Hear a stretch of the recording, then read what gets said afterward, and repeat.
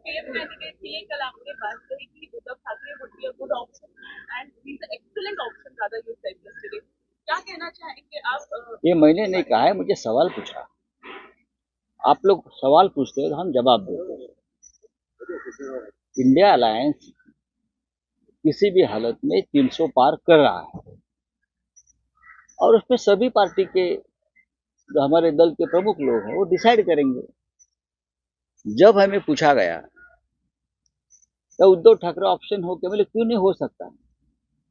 महाराष्ट्र के मुख्यमंत्री रह चुके हैं, अच्छा काम किया है, देश में एक अच्छा फेस है, लिबरल फेस है, तो उनके चेहरे को एक्सेप्टेबिलिटी हो सकती है।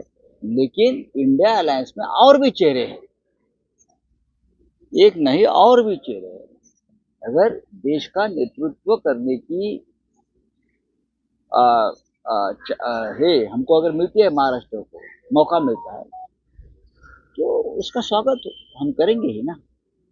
लेकिन इंडिया अलायंस में कांग्रेस सबसे बड़ी पार्टी है और भी दल है जो अपने अपने राज्यों में चुनाव लड़ेंगे, उनके भी नेता है। तो नेतृत्व कौन करेगा ये अब सवाल नहीं है, तानाशाही को हराना है सब मिलकर, ये सवाल। भारतीय जनता पार्टी में तो एक ही चेहरा है ना, और कौन सा चेहरा है क्या। घिसा पिटा वही चेहरा 10 साल से चल रहा है और लोग उनको अब एक्सेप्ट करने नहीं जा रहे। मोदी जी और उनकी पार्टी हारने जा रही है, बुरी तरह से हार रही है। तो इसलिए सवाल है कि इंडिया आघाड़ी का चेहरा कौन। इंडिया आघाड़ी में बहुत से चेहरे हैं, उनमें से उद्धव ठाकरे।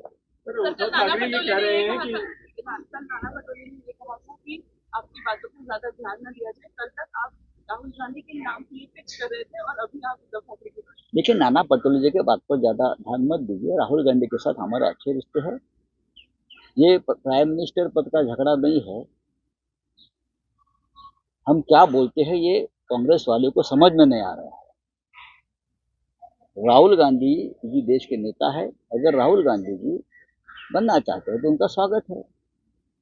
लेकिन और भी चेहरे इस देश में है, और ममता जी है, अखिलेश है, उद्धव ठाकरे जी है, और बहुत चेहरे हैं ना, खड़गे साहब है। तो किसी का नाम लेना गुनाह है क्या।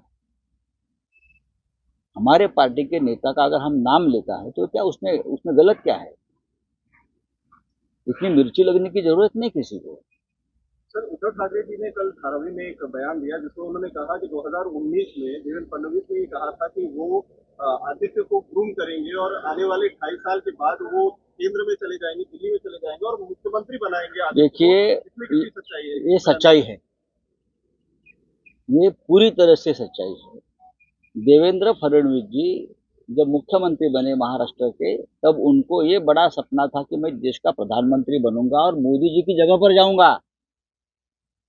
उनको तो ये भी सपना था कि मैं पहले गृह मंत्री बनूंगा।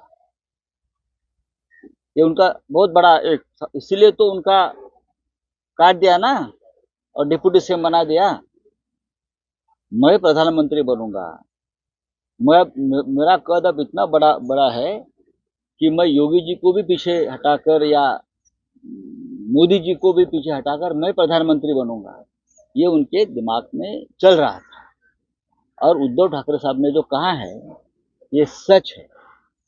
उद्धव ठाकरे कभी झूठ नहीं बोलते। हमारी राजनीति झूठ के ऊपर टिकी हुई नहीं है।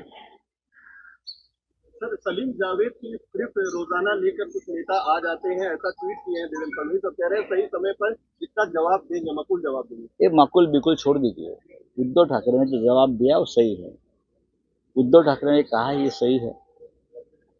देवेंद्र जी को प्रधानमंत्री और गृह मंत्री पद का बहुत बड़ा सपना उस वक्त आ रहा था, लेकिन मोदी जी और शाह जी ने उनके पैर काट दिए और महाराष्ट्र में डिप्टी सीएम बना दिया है। उसका एक वजह ये भी है, तो दिल्ली आकर प्रधानमंत्री बनने का ख्वाब लेकर आने का उनका जो एक ख्वाब था वो मोदी और शाह जी ने खत्म कर दिया है। सर, एक ज्वाइंट सभा जो है झारखंड में आज हो रही है जिसमें 14 इंडिया अलायंस के जितने भी घटक दल हैं सभी बड़े वरिष्ठ नेताओं को वहां पर बुलाया गया है। आपकी पार्टी से उद्धव ठाकरे जी को जो है आमंत्रित किया गया था। ये बात सही है, ये बात सही है कि झारखंड में इंडिया अलायंस का एक रैली आज हो रही है और हेमंत सोरेन जी की तरफ से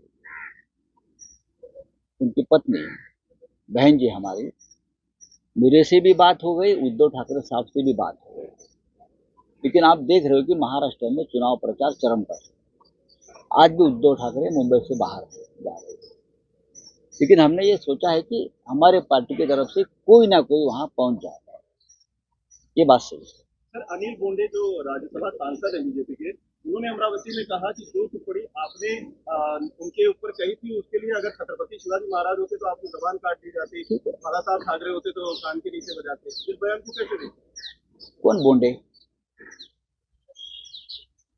मैं पहचानता नहीं, ये कौन बोंडे है? एक बोंडे हमारे पास था, शायद वही हो सकता है जो हमारे पार्टी में हमारे सामने नाक रगड़कर हर चुनाव में सीट मांगता था और हम उनको सीट देते थे। अब वो शायद बीजेपी में होगा, वही होगा, तो मैं उसके ऊपर बात नहीं करूँगा। खूप चेहरे आहेत बघा, ह्याच्यावरती असं आहे की आम्ही प्रधानमंत्री पदावरती कधीच चर्चा करत नाही आणि करण्याची गरज नाही, पण आमच्याकडे खूप चेहरे आहेत, त्यातला एखादा चेहरा प्रधानमंत्री होईल। आमची इच्छा आहे की राहुल गांधी जी आहेत त्यांनी नेतृत्व करावं देशात, आम्ही वारंवार सांगत आलो आहे ना। पण राहुल गांधी विरक्त आहेत, ते पक्षाचा प्रचार करतायत, ते इंडिया आघाडीचा प्रचार करतायत, पण त्यांना सत्तेचा लोभ नाही। सर, काल सभा झाली इंटरव्ह्यूला, त्यामध्ये उद्धव ठाकरे असे बोलले होते की देवेंद्र फडणवीस असं वक्तव्य केलं होतं की 2.5 वर्ष आमचे मुख्यमंत्री आहेत आणि 2.5 वर्षातून आदित्यला मुख्यमंत्री करू। मात्र देवेंद्र फडणवीस आता असं बोलत की मला काही वेळ लागेल नाही।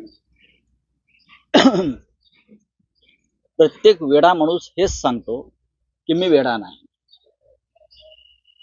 प्रत्येक गुन्हेगार हेच सांगतो की मी गुन्हा केला नाही। ही मानवी स्वभाव आहे आणि त्या मानवी स्वभावापासून देवेंद्र फडणवीसजी सुद्धा वेगळे नाही।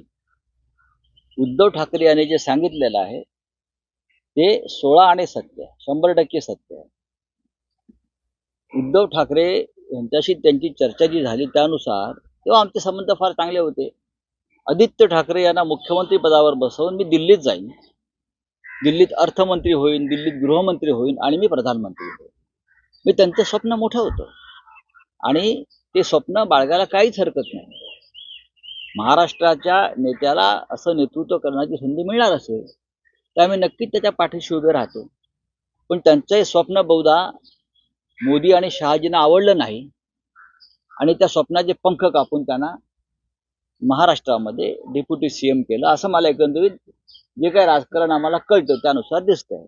इतकं मोठं स्वप्न जेव्हा फडणवीसजी पाहायला लागले तेव्हा मोदी आणि शहांनी काहीतरी निर्णय घेतला आणि महाराष्ट्रात त्यांना एकनाथ शिंदे या ज्युनियर नेत्याच्या हाताखाली काम करायला लावलं।